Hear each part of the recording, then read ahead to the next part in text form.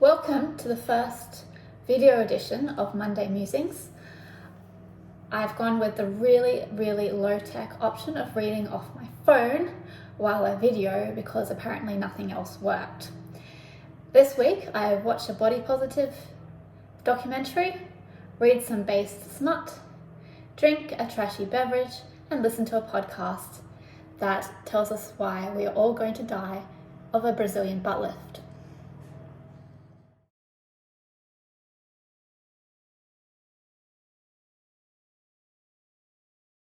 Watching. Embrace is a documentary filmed by Taran Bromfit. Funnily enough, I had downloaded the audiobook because it was free on Audible for 1 week. The movie is about Miss Bromfit's rise to fame and, as the title suggests, embracing your body. She becomes famous for bearing all in a post-maternity photo which went viral. It is a film about body positivity, which I have already written about in the pages of The Spectator Australia.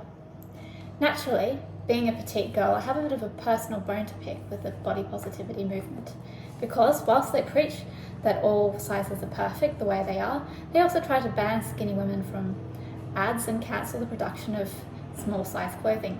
Apparently my being able to buy jeans that fit me is a body shaming. However, the movie hit a chord for me due to the reason she gave for embracing her body, her daughter. Today we are living in the meat Lego matrix, as coined by Mary Harrington. It is becoming increasingly possible to alter pretty much every aspect of one's body to accord with the current trends. You can create basically your designer body of your dreams.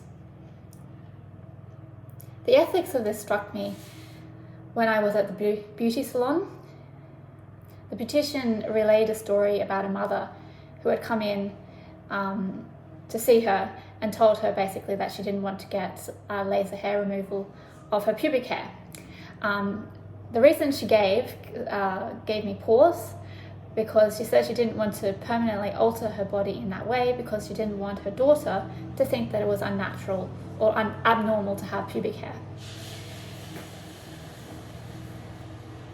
And I mean, this is like kind of where it starts when you think about trends like, foot binding and the wasp waist, where that starts and how it becomes like a meme that is perpetuated through society. This reminded me so much of the arguments around circumcising boys, particularly like the common claim that men typically want their sons to look like them. This argument for circumcision of wanting the son to look like the father, I've always thought was quite insubstantial, but there is a real impulse to look and be like your parents, because that is the model of masculinity and femininity that is obvious to children. Mothers can have a huge influence on the way their daughters view their body. As an anecdote, my mum, my sister and I have very different body types. Whereas my mum is buxom, but my sister and I are not so much, or at least my sister not yet. This is much to the frustration of my sister, who keeps joking that mum kept all the boobs for herself and gave none to her daughters. The lack of a voluptuous figure, which despite, if you look at the body positivity movement, which really focuses on,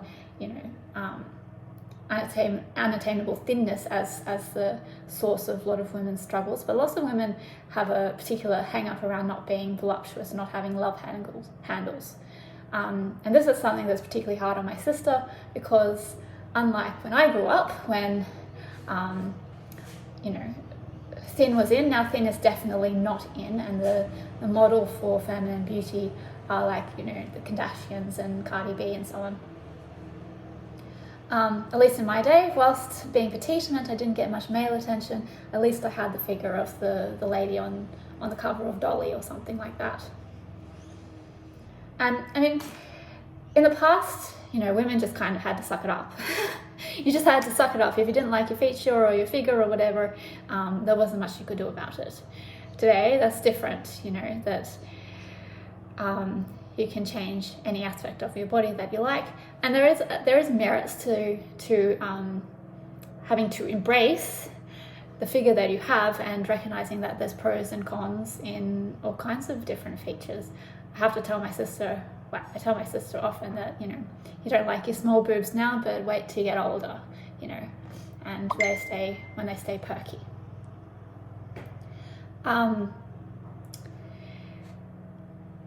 By permanently altering our bodies, we are likely, even without recognizing it or realizing it at the time, to perpetuate the same alteration over the next generation and the next generation and the next generation. And, like with the circumcision argument, what happens when we work out that we've altered a part of the body that is actually useful when we thought it wasn't useful? So I really don't like this idea of permanently altering parts of your body, and particularly perpetuating a particular alteration over a period of time. There's something really unpalatable, and this is just like a gut reaction, unpalatability to me, about needing to alter your body to be beautiful. Have to admit, when male friends tell me like they won't sleep with a woman that has a bush, or females, which I'm told exist, that won't sleep with a man that's intact, is like, I judge them quite harshly, I have to admit, because I don't understand how, how normal parts of the body can be considered disgusting, So I really like it. I have to admit, surprisingly, I find the idea of embracing your body as they come is quite a healthy notion. And it's something that I wholeheartedly agree with when it comes to the body positivity movement. I mean, by all means, groom and stay in shape, please do that. And this whole kind of fat acceptance movement is way too far. But if your body is healthy and hygienic and well groomed and everything, I don't understand how, in order to be not disgusting, you have to alter it in some way. That I think is a very unhealthy standard for society. And if, even if the staying in a, natural state is not your preference, I mean, at least try and think of it in terms of how this will perpetuate to future generations, I would say. So that is what I have been watching.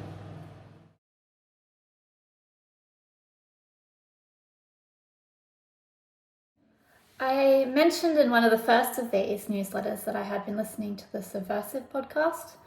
One of the guests was Delicious Tacos, and who probably best known as a purveyor of based smut. This week I read his book called The Pussy, and as it happens, he reviewed it for himself, so I don't have to. One of the themes that came through both in the podcast and in the book through many stories is this idea that he's just saying what all men want to say but don't, or he's basically like all men. Whilst I think, obviously men are far less choosy about who they have sex with, I don't think it's most men that have zero standards. I would, cite my male friends that won't sleep with a woman that has a bush as an example of how I think, to prove my point here. And likewise, there's so many men that wouldn't perform cunnilingus on a freshly washed female, let alone revel in the smell of sweaty pussy like Delicious Tacos seems to, through lots of his stories. So, yeah, I don't think he's the everyman. I think he's probably, to paraphrase Lionel Blue, he's like all man, only more so. But, as I said, I think he's a particular type of man, but it takes a particular type of man to want to taste all the fruits of the vine. And in many ways, it's kind of a virtue. There is definitely a place for the quote-unquote man whore in society, and there's lots of lonely women out there, and women that feel like they've been left on the shelf, and that haven't had a man desire them for years, and there is a bit of a public service quality to the man whore that will service these women. And yeah, so I think and if you look at Reddit forums, there's a whole bunch of women that complain about dead bed, and something that I said to my female friend and got a note of recognition is this idea of we don't talk about men as being frigid, but there is definitely this kind of frigid man that we recognize from our hopefully ex-boyfriends. So yeah, I think there's definitely he's not the everyman, shall we say. One aspect that really did challenge me is this comment that he makes in one of his OkCupid stories that, he says, every girl who mentions being insecure about being short will fuck you, not realizing that their smallness is a huge asset, says all men secretly want to fuck children. Now, I'm doubly sure that not all men fantasize about fucking children, and ideally hope this is an exaggeration, for my own sanity at least. And yeah, if Delicious Tacos is correct, given that, as I've already said, I'm a petite woman, every possible partner for me is a pedophile, closeted pedophile or something. And I actually, as it happens, that Australia has a ban on pornography featuring petite actresses, precisely because it claims that it becomes too close to pedophilic. I've always felt that this is a form of discrimination, and but maybe I have to investigate this more so, rather than just railing against a law that would have me banned from an otherwise perfectly legal career choice purely because of my physical appearance.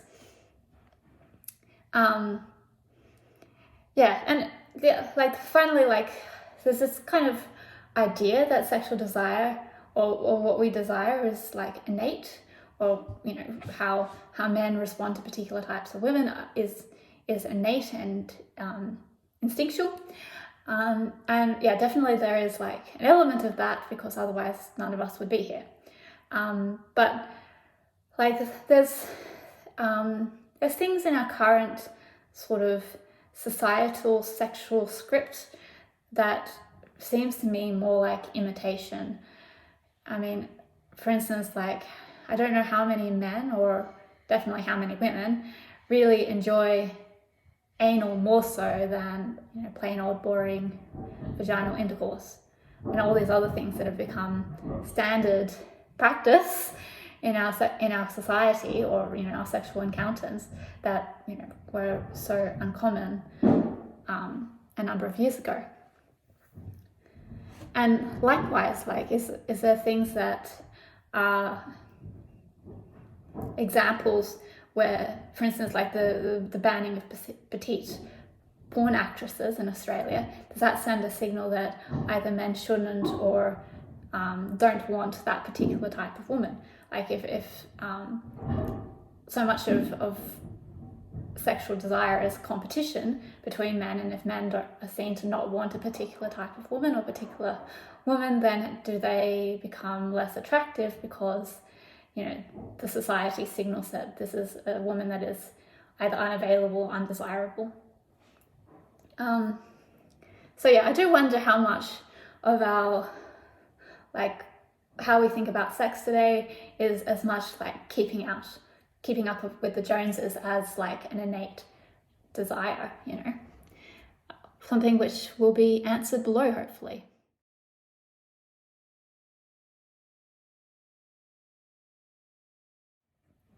Pairing. So what other beverage could I have paired this book with other than a wet pussy? Probably you haven't had a wet pussy since uni, or maybe even longer than uni. But, I'm here to convince you that you shouldn't just have it as a trashy night out beverage when you're just shy of 18. You should go to the kitchen now, take up a bottle of vodka, a bit of peach schnapps, mix them together, a bit of squeezed lime, and voila, you have yourself a wet pussy.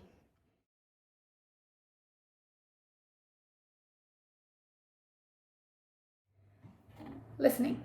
If you haven't started listening to the Modern Wisdom podcast, I recommend that you do. The past week, Luke Burgess, whose field of knowledge is mimetic desire, made an appearance, and his thesis is basically that in the main, we don't want things intrinsically, we want them because other people want them. It is his view that desire is like a kind of contagion, and like a snarky tweet, something that can go viral or trend or become fashionable just purely because enough people are expressing a desire in that thing.